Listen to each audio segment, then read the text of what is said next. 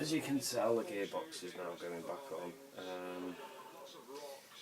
There's like two bearings that sit inside the middle of the manta ray diff and the copper, and I think that's what's causing this diff problem. So I actually found two,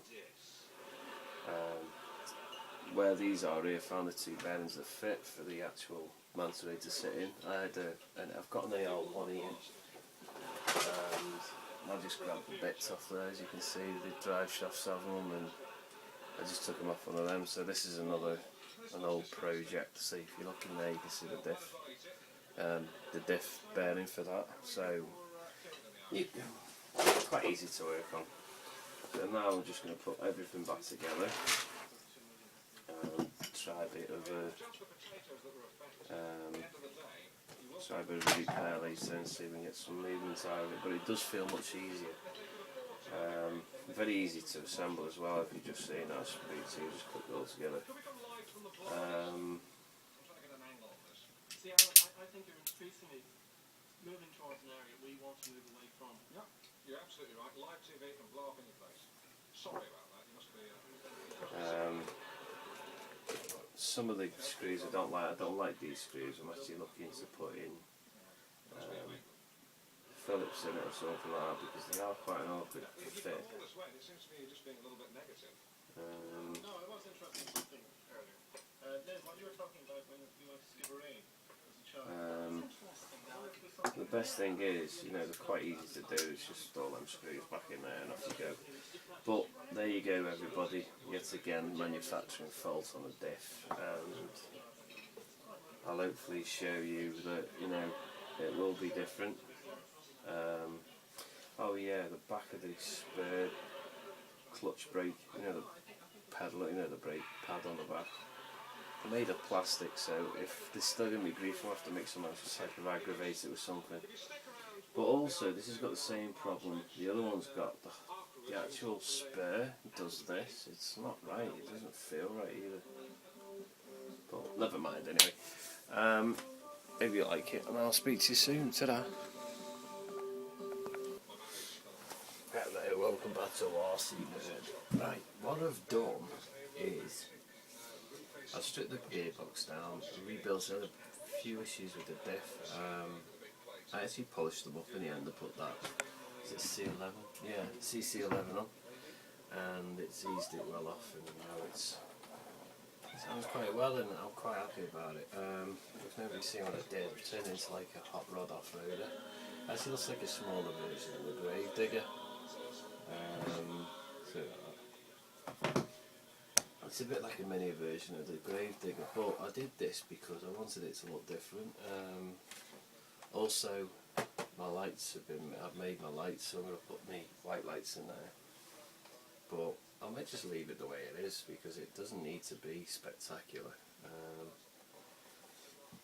Also, you can see that, but it looks quite smart, and I'll just give a different type of characteristics, so to speak. Still got to try and get the front windows and the back windows all cleared up, but I might just leave them. But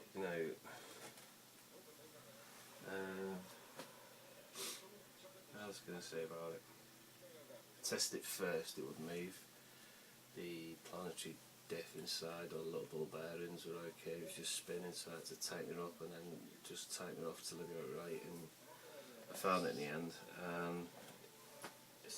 So really, the engine, the actual gearbox housing in bits in there, need two bearings, that's all I need, because I found bits off the old Ansmann, and it has made that difference. Like, this has got two bearings in, so it's not supposed to be 100% brilliant, but for me, I'm actually quite made up with it myself. I know I should be a bit more into it. Like this bit here, I should have really pushed the sticker a bit back, but I didn't think, did I? So I can't remove the sticker now, so I'll just damage it. And also I found a lethal threat sticker, so I'll put that on the back so looks very urban, and that's what I was going for, the Rockefeller sort of thing. Also, this one goes out for Dan, right Dan. I'm doing my first charge for my LiPo battery, which is there. You can see that. Here we go. To move that. I'm watching Alan Partridge. Right, there it is. First time ever since I've done it, which was 2, 3 or 4 months ago, and I've been using it. I'm now charging my LiPo battery. It's a 2000 milliamp one, and it lasts for ages, and it's a slow trickle one as well. It's not a fast burst, so you don't get that problem.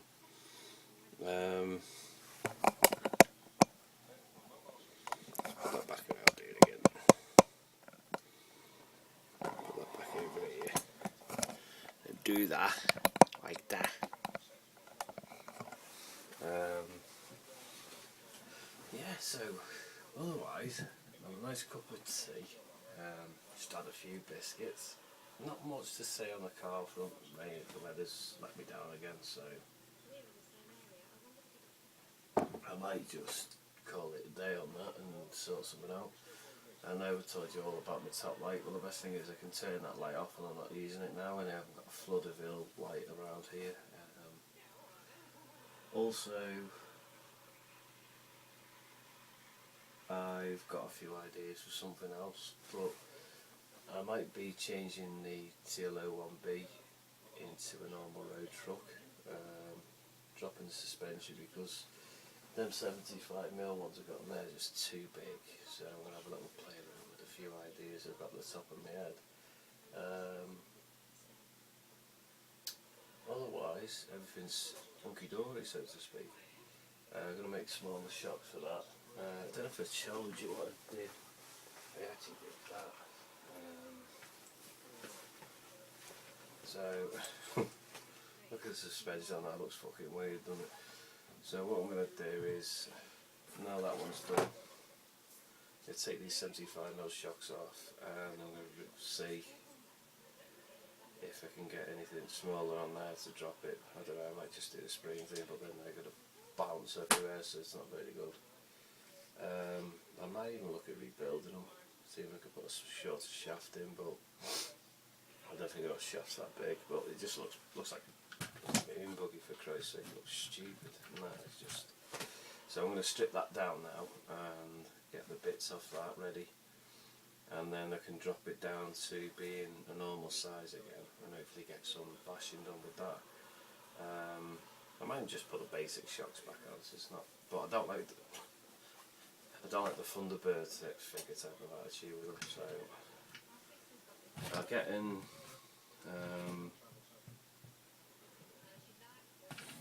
I might have to just drop it a little bit, 55mm shocks, they're just too big, so next time I'll do another video on that, because now it's been stripped down, because the bits are now in 1084, 85s, because he didn't have digital when he got it, so I'm doing what every nerd does, is help each other out, and that's it really. But I'm going to strip this down, do a bit of modification on it. I don't even know, if I can get a body shell big enough to fit on that to widen it. Oh, I can have a look, can't I? Anyway, so they're ball raced already, so they're fine. But that's another thing as well, I've lost the pin for that, so I'll try and put that back in. So, there you go. Take care, good night, sleep well. I'll see Matthew out, everybody.